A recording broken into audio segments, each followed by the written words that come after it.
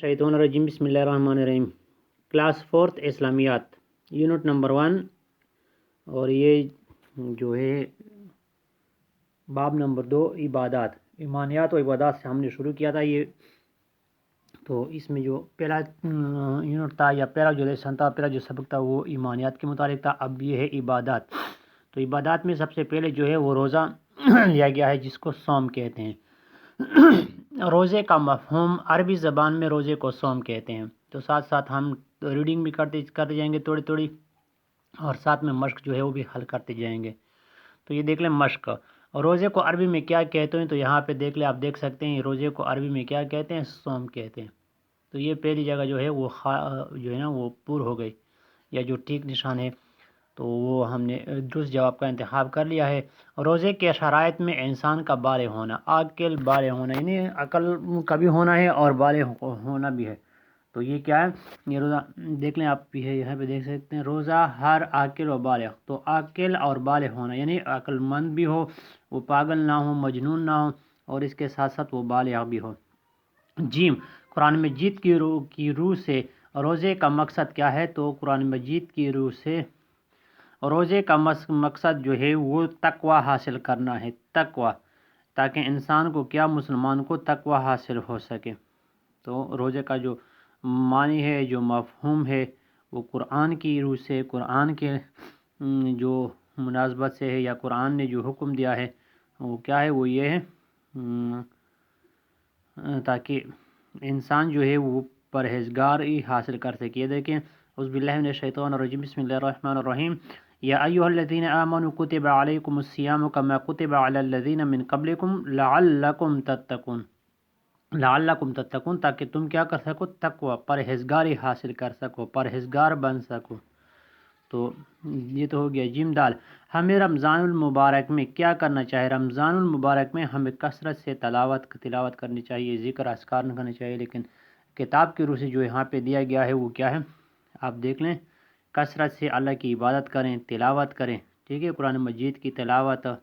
تو آپ کا جو ہے نا وہ کر سکتے ہیں، لکھ سکتے ہیں، عبادت جو ہے وہ کثرت سے تلاوت تو وہ ہم کرتے ہیں، لیکن تلاوت قرآن پاک اور صدقات وغیرہ کا اہتمام کریں کثرت سے۔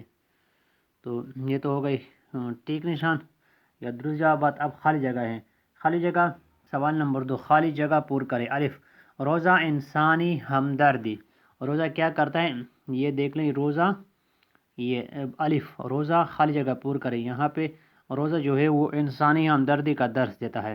انسان، چونکہ انسان کیا ہوتا ہے، بھوکا پیاسا ہوتا ہے، تو اس کے اس طرح جو دوسرے بھوکے پیاسے لوگ ہوتے ہیں عام زندگی میں، تو ان کے ساتھ ہمدردی کا جو ہے وہ جذبہ پیدا کرتا ہے، اور انسان کو اس بات کا اندازہ ہو جاتا ہے کہ بھوکا پیاسا رہنا یہ کتنا جو ہے وہ تکلیف دہ، اذیت والا ہے۔ با، ہر عاقل و بالغ مسلمان پر کیا، یہ با دیکھ لیں، ہر بالغ عاقل مسلمان پر روزہ فرض ہے۔ تو یہ جیم با ہو گیا۔ جیم، رمضان المبارک صبر کا مہینہ ہے۔ رمضان المبارک کیا ہے، صبر، اس میں انسان صبر کرتا ہے، یعنی ہر چیز پاس ہوتے ہوئے بھی، پانی، روٹی، سب کچھ پاس ہوتا ہے، لیکن پاس ہوتے ہوئے بھی وہ کیا کرتا ہے، آخر تک، افطار کے یا مغرب کی اذان تک وہ کیا کرتا ہے، وہ صبر کرتا ہے۔ اور یہی جو ہے اس روزے کا درس بھی ہے، اور یہی جو ہے وہ روزے کا مقصد بھی ہے کہ انسان صبر کرنا سیکھ لے، ہمدردی کرنا سیکھ لے، اور انسان جو ہے وہ تقوی کرنا سیکھ لے۔ غروب آفتاب کے بعد روزہ افطار کرتے ہیں، روزہ افطار کرتے ہیں۔ تو غروب آفتاب کے بعد جیسے مغرب کی اذان ہو جاتی ہے، اس کے ساتھ، مغرب کی اذان کے ساتھ ہی روزہ جو ہے وہ افطار کیا جاتا ہے۔ ہاں، رمضان مبارک کے آخری 10 دنوں میں اعتکاف کرنا سنت ہے۔ آخری جو 10 دن ہیں اس میں مسلمان کیا کرتے ہیں، مسجدوں میں اعتکاف کی نیت سے بیٹھتے ہیں۔ تو یہ تو ہو گیا خالی جگہ۔ اب مختصر جوابات۔ روزے کا مفہوم، تو روزے کا مفہوم کیا ہے، آپ دیکھ سکتے ہیں، روزے کا مفہوم، اور عربی زبان میں روزے کو صوم کہتے ہیں، جس کے معنی رک جانا، ٹھہر جانا اور خاموش رہنے کے ہیں۔ اسلام میں روزے سے مراد اللہ تعالیٰ کی خوشنودی اور رضا کے حصول کے لیے صبح صادق سے لے کر غروب آفتاب تک کھانے پینے اور دیگر خواہشات سے روک کے رکھنا، یہ کیا ہے، یہ روزے کی جو ہے وہ روزے کا مفہوم ہے۔ روزے کی فرضیت کے بارے میں اللہ تعالیٰ کا حکم بیان کرے، تو یہ دیکھ لیں آپ، یہاں پہ یہ آیت دیکھ سکتے ہیں، بسم اللہ الرحمن الرحیم۔ یا ایھا الذین آمنوا کتب علیکم الصیام کما کتب علی الذین من قبلکم لعلکم تتقون. آیت لکھ سکتے ہیں تو بہتر ہے، اس سے بہترین کوئی اور بات ہو نہیں سکتی. آیت نہیں لکھ سکتے تو نیچے جو ترجمہ ہے وہ آپ لکھ لیں، مومنو تم پر روزے فرض کیے گئے ہیں جس طرح تم سے پہلے لوگوں پر فرض کیے گئے تھے تاکہ تم پرہیزگار بنو. تو یہ تھا روزے کی فرضیت کے بارے میں اللہ تعالیٰ کا حکم. روزے سے ہمیں کیا سبق حاصل ہوتا ہے؟ تو روزے سے ہمیں جو سبق حاصل ہوتا ہے وہ کیا ہے؟ وہ تقویٰ ہے، پرہیزگاری ہے، اور اس کے علاوہ انسان میں جو ہے وہ روزے کے فوائد جو ہیں وہ آپ اس میں لکھ سکتے ہیں. روزے کے فوائد یعنی یہی اس کا سبق ہے. اللہ تعالیٰ کے قرآن کریم میں روزے کا حقیقی مفہوم بیان کیا ہوا ہے. تو روزے سے ہمیں ہمدردی، بھائی چارہ یہ حاصل ہوتا ہے.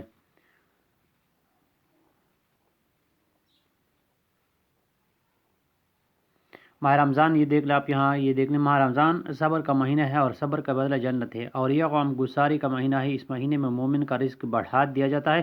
جو آدمی اس ماہ میں روزے دار کا روزہ افطار کروائے تو اس کے گناہوں کی بخشش ہوتی ہے. تو یہ کیا ہے؟ یہ اس کا سبق ہے کہ ہم صبر کریں اور دوسروں کے ساتھ ہمدردی کریں. تفصیلی جوابات. قرآن و سنت کی روشنی میں روزے کی اہمیت اور فضیلت. تو روزے کی اہمیت اور فضیلت دیکھ لیں. روزے کی اہمیت، روزہ اسلام کا اہم رکن ہے. اللہ تعالیٰ نے قرآن مجید میں روزے کی اہمیت اور فضیلت بیان کرتے ہوئے ارشاد فرمایا ہے. تو ترجمہ بھی لکھ لیں آپ، یہ کیا ہے روزے کی اہمیت اور فضیلت. اس کے بعد آپ یہ دیکھ سکتے ہیں ماہ رمضان صبر کا مہینہ ہے، یہاں سے لے کر بخشش کا سبب ہوگا. اور اس کے بعد ہیں دنیا بھر کے مسلمان تعالیٰ کے حکم سے ماہ رمضان میں روزہ رکھتے ہیں، یہاں سے لے کر آپ کے بعد روزہ افطار کرتے ہیں. اور اس کے علاوہ یہ بھی جملہ بھی آپ لکھ سکتے ہیں، دن بھر اللہ تعالیٰ کی عبادت میں مشغول رہتے ہیں، اور تو یہاں سے لے کے اضافہ فرماتا ہے.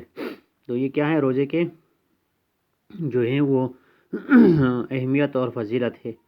تو اس کے بعد اعتکاف اور شب قدر کی اہمیت. اعتکاف اور شب قدر کی اہمیت. اعتکاف یہ دیکھنا ہے آپ میں رمضان کے آخری عشرہ خصوصی اہمیت کا حامل ہے. نبی کریم صلی اللہ علیہ وسلم کا آخری عشرہ میں عبادت میں زیادہ منہمک ہو جاتے تھے. آخری عشرے یہاں سے لے کر قرآن مجید نے ارشاد فرمایا ہے شب قدر بسم اللہ الرحمن الرحیم لیلۃ القدر خیر من الف شہر. ترجمہ شب قدر 1000 مہینے سے بہتر ہے. اعتکاف بھی یہاں پہ دیا ہوا ہے. اعتکاف سے مراد عبادت کی نیت سے مسجد میں ٹھہرنا اور قیام کرنا. مسجد میں ٹھہر کر عبادت کرنا یہاں سے لے کر ہمیشہ وصال تک یہی معمول رہا. تو یہاں تک کیا ہے یہ اعتکاف اور شب قدر کی. روزے کے فوائد. تو روزے کے فوائد یہاں پہ دیکھ لیں. روزے کے فوائد یہ دیے گئے ہیں، اس میں سے آپ جتنا بھی لکھ سکتے ہیں. تعالیٰ نے قرآن مجید میں روزے کی حقیقی مقصد بیان فرما دیا ہے. قرآن مجید کے مطابق روزے کا اصل جو مقصد ہے اللہ تعالیٰ کی رضا کا حصول ہے. روزہ ایک ایسی عبادت ہے جو ہمیں تقویٰ اور پرہیزگاری کا درس دیتی ہے. وقت مقررہ پر سارے اور تاریخ کرنا یہاں سے لے کر آپ لکھ سکتے ہیں دوسروں کے تکالیف کا پتہ چلتا ہے، یہاں تک آپ یہ لکھ سکتے ہیں. تو یہ کیا ہے روزے کے فوائد میں سے آتا ہے. اس کے بعد سرگرمیاں برائے طلبہ.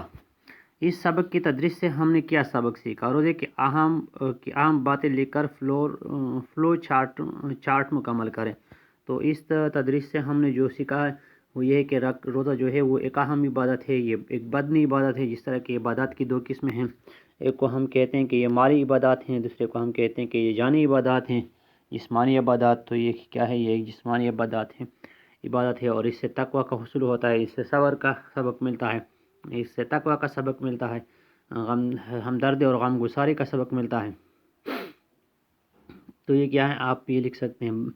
بچوں کو رمضان المبارک کی فضیلت اور اہمیت سے آگاہ کیجیے. اہمیت اور فضیلت جو ہے وہ اس سبق میں پہلے سے دیے گئے ہیں. برائے اساتذہ کرام، بچوں میں رمضان المبارک کا احترام کرنے اور نیکیاں کرنے کا جذبہ بیدار کیجیے.